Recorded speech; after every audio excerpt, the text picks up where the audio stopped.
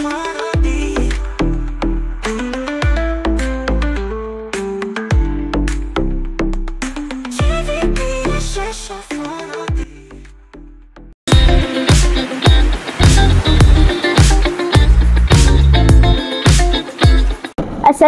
dan hai semua. Saya Syifa, hos podcast Sembang Santai TVPSS Al-Farabi SK Merbau untuk episod Budak Sekolah. Pada kali ini kita akan berbual tentang makan nasihat bersama kawan saya iaitu Akila.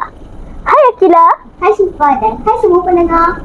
Okey, mula-mula saya akan tanya, Akila sarapan tak tadi pagi? Mestilah sarapan tu penting. Kalau tak sarapan, badan jadi lemah dan kita susah untuk fokus belajar.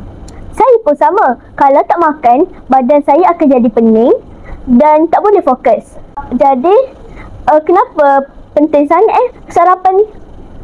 Sarapan bagi tenaga awal tadi macam kereta kena isi minyak. Kalau tak, enjin tak berjalan. Badan kita pun sama.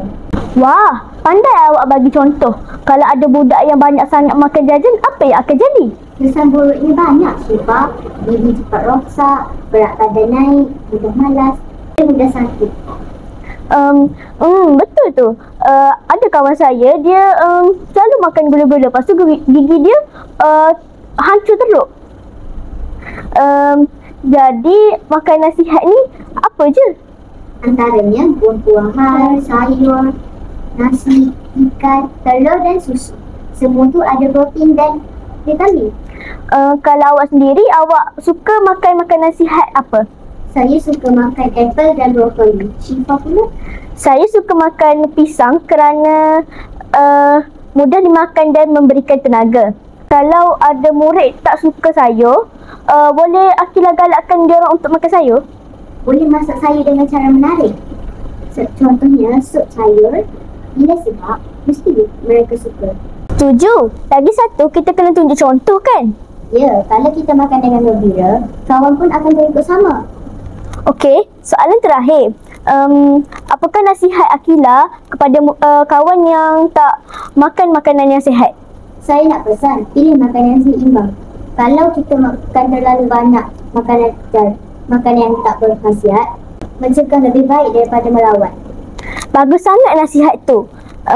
Jadi kawan-kawan kenalah amalkan pemakanan sihat.